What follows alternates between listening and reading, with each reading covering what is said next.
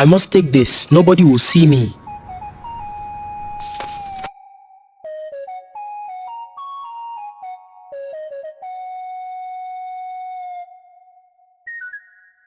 In a quiet Nigerian town called Umuga, people lived a simple and peaceful life. The sun always rose early, lighting the small mud houses, the dusty roads, the farms, and the church at the center of the town.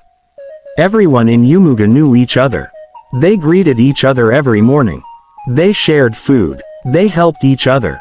They were like one big family. In this same town lived a man named Chidi. Chidi was well known. He was not rich and not poor.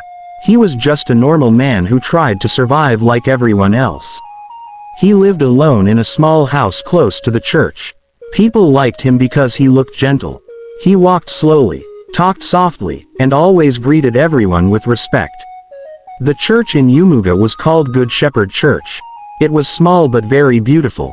The walls were painted white, the wooden benches were clean, and the choir always sang sweet songs. Every Sunday, people came with their offerings, thanking God for life, food, strength, and protection. Inside this church worked a kind man called Pastor Uche. He was a soft-spoken pastor who loved his members very much. He taught them to fear God, to help people, and to always do the right thing. And he trusted Chidi so much, because Chidi helped him count the offering money after every service. Every Sunday, after the choir finished singing and the pastor finished preaching, the ushers carried baskets around and people dropped their offerings. When the offering was complete, Chidi and the pastor carried it into the small church office.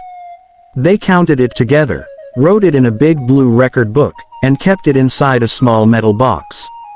That metal box was always locked, and the key was always with the pastor. But something was happening inside Chidi's heart. Something bad. Something dangerous, something that he did not stop on time. It all began one hot Sunday afternoon. The sun was bright, the church was full, people gave offerings happily. When the service ended, some people stayed behind to greet the pastor and talk to friends. That day, many people gave a lot. The offering basket was heavy. Chidi carried it into the office with joy. His heart was beating small because he liked the way the money looked inside the basket.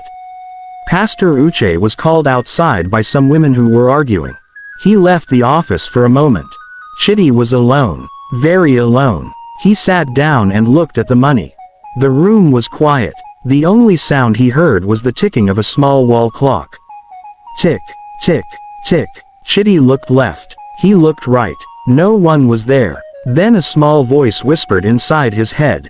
Take small, only small, just a little. Nobody will know. He shook his head quickly. No, I cannot do that. This is God's money. But the voice came again.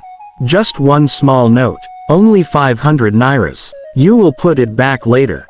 Nobody will notice. Chidi swallowed and stood up. He walked toward the door. Then he returned. He looked at the money. The voice whispered again.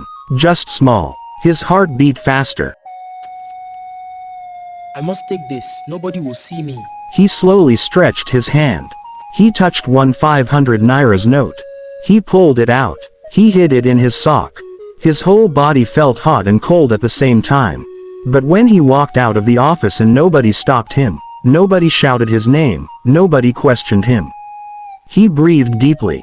He smiled small. And that was how the trouble began. The next Sunday, he remembered that he stole and nobody caught him. This time, he took 1,000 nairas. The next week, he took 2,000 nairas. The next week, he took 5,000 nairas. Soon, stealing became easy for him. His heart no longer shook. He no longer feared. He no longer felt guilty. He told himself, I will pay it back later. God will understand. It is not a big sin. Just small. But week after week, month after month, people in the town started to notice something strange. Chidi suddenly started buying new clothes. He bought new slippers. He bought an expensive wristwatch. He started eating fried plantain and eggs every morning at the roadside shop. People said, ah, Chidi is enjoying. Where did he get money from? Maybe he got a new job. Maybe someone blessed him. Nobody suspected the truth. But one person saw him. A small girl named Ada. Ada was only 9 years old. She always came to sweep the church compound after service because she loved helping. One day, she stayed behind to wipe the windows.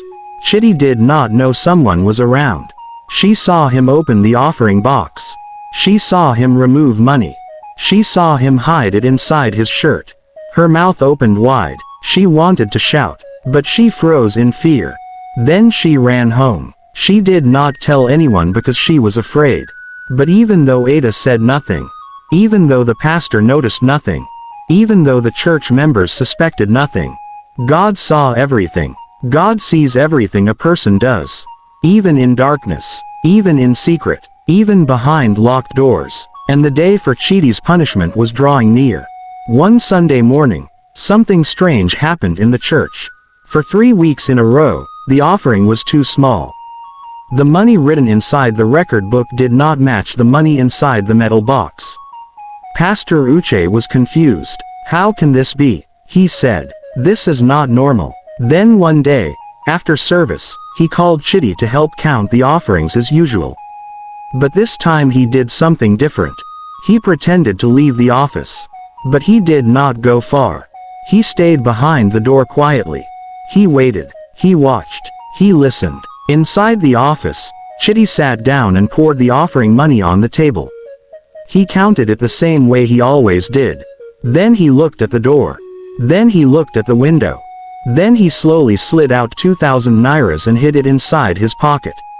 Immediately, Pastor Uche pushed open the door. Chitty, he shouted. Chitty jumped up in fear. The money fell from his hand. His mouth opened but no words came out. The pastor's face was full of pain. Chitty, you have been stealing God's money. Chitty began to shake. Pastor, please, I am sorry, please. But it was too late.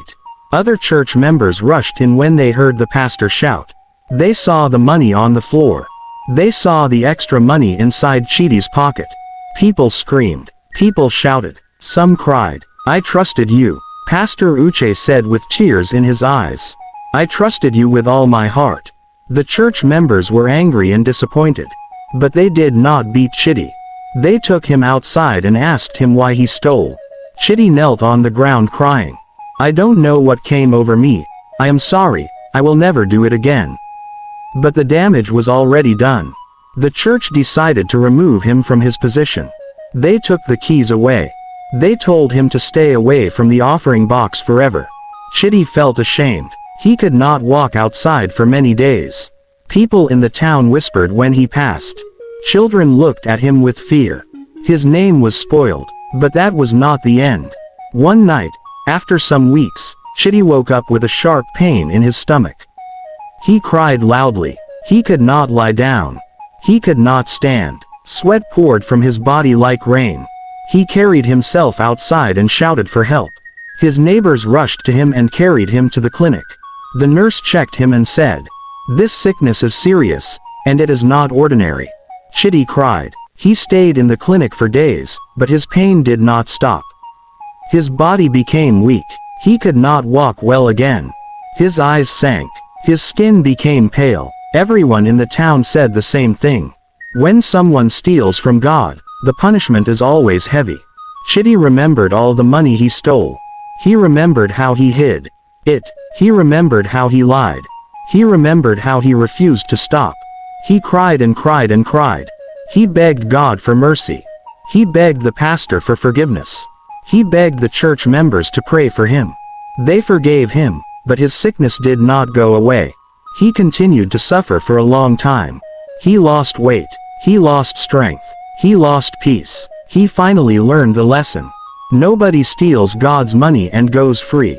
One day, while lying on his bed weak and shaking, Chitty called some children from the church.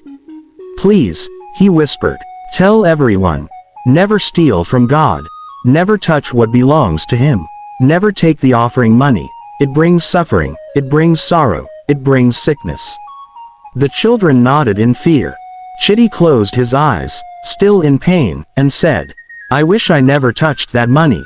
I wish I stopped the first day. Please, never do what I did." And that was the sad end of Chidi's story. His life became a warning to everyone in Yumuga and all the little children who heard his story. Moral lessons from this story. Never steal God's money. Never steal offerings. Never touch what belongs to God. The punishment can be very serious. When you start doing a small wrong thing, stop immediately. Small sin can grow into big trouble. Bible verse. Proverbs chapter 15 verse 3. The eyes of the Lord are in every place, watching the evil and the good. Thanks for watching. Please like, comment and subscribe for more videos.